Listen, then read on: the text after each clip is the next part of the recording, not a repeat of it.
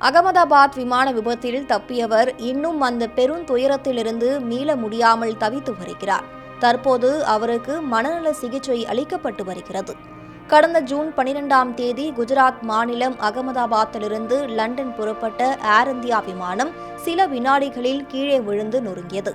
இதில் விமான பயணிகள், ஊழியர்கள் 241 பேர் உயிரிழந்தனர்.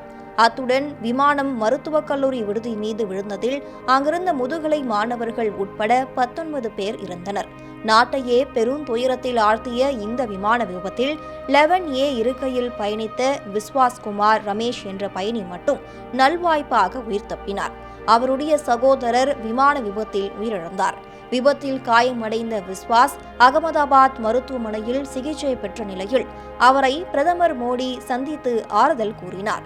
பிரிட்டன் நாட்டில் வசிக்கும் விஸ்வாஸ் இந்திய வம்சாவளியை சேர்ந்தவர். அவருடைய குடும்பத்தினர் டாமன் அண்ட் டயூ தீவில் வசித்து வரும் நிலையில் அவர்களை சந்திப்பதற்காக தான் விஸ்வாஸ் இந்தியா வந்துள்ளார். சில நாட்கள் குடும்பத்துடன் இருந்துவிட்டு மீண்டும் லண்டன் திரும்பும் போதுதான் இந்த கோர விபத்து அரங்கேறியுள்ளது. விபத்தில் நல்வாய்ப்பாக விஸ்வாஸ் உயிர் தப்பினாலும் அவரது வாழ்வு முன்பு இருந்ததைப் போல சீராக இல்லை என்பதே துயரமான யதார்த்தம். விமான விபத்தின் அதிர்ச்சியிலிருந்து அவரால் இன்னும் மீள முடியாமல் தவித்து வருகிறார். விமான விபத்துக்கு பிறகு உறவினர்கள் பலரும், லண்டனிலிருந்து பலரும் தொலைபேசியில் விஸ்வாஸிடம் பேச நினைப்பதாகவும், ஆனால் அவர்கள் யாரிடமும் விஸ்வாஸ் பேசுவதே இல்லை என்றும் உறவினர்கள் வேதனையாக கூறுகின்றனர். விஸ்வாஸின் மனதில் எந்நேரமும் அந்த விபத்து தொடர்பான காட்சிகளே நினைவில் ஓடுவதாக உறவினர்கள் கூறுகின்றனர்.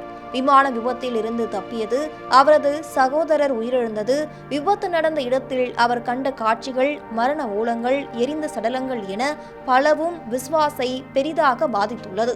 இந்த காட்சிகளால் அவர் நள்ளிரவில் திடீரென தூக்கத்திலிருந்து எழுந்து கொள்வதாகவும், அதன் பிறகு மன அழுத்தத்தால் அவர் தூங்க முடியாமல் தவிப்பதாகவும் உறவினர்கள் கவலையோடு கூறுகின்றனர்.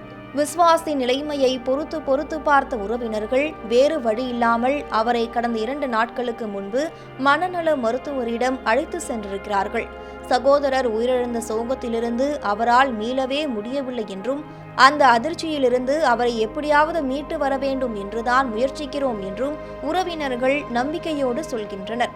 மீண்டும் விஸ்வாஸ் எப்போது லண்டன் திரும்பி செல்வார் என்று இன்னும் தெரியவில்லை. இப்போதுதான் மனநல சிகிச்சை தொடங்கியுள்ளதால் அது குறித்து இனிதான் முடிவெடுக்க முடியும் எனவும் விஸ்வாஸின் உறவினர்கள் வேதனையோடு கூறுகின்றனர். ஆனால் எந்த கேள்விகளுக்கும் விஸ்வாஸிடமிருந்து மட்டும் பதிலே இல்லை. வாழ்வின் அத்தனை நம்பிக்கைகளும் உங்களுக்கு கிடைக்கட்டும் விஸ்வாஸ். மீண்டும் வாருங்கள்.